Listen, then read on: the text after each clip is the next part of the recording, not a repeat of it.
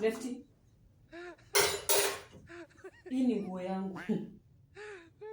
Wewe unipigie pasi. Vizuri kabisa inyoroke. Madam, nataka kuvaa saa hizi. Tafadhali. Unaweza chukua nguo yako wewe uje.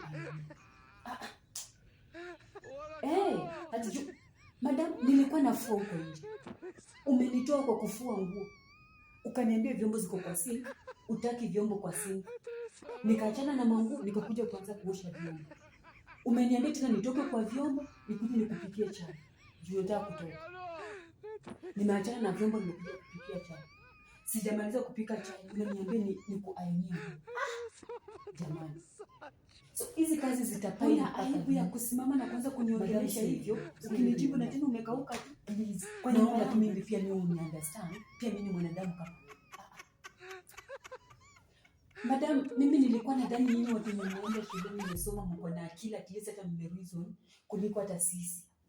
Lakini sasa naona hiyo shuleni kama haiwasaidii kabisa.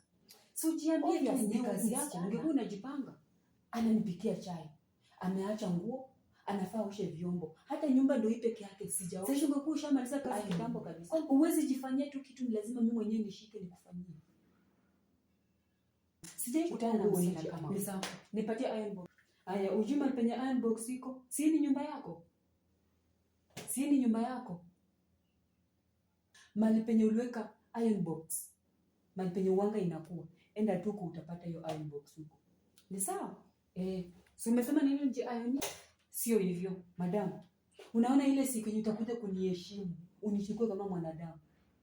Hiyo ndio siku yenye pia mimi nitakuja kukuheshimu na nikufanyie kazi yako vizuri kabisa na ufurahi. Lakini ukiendelea hivi na madharau yako,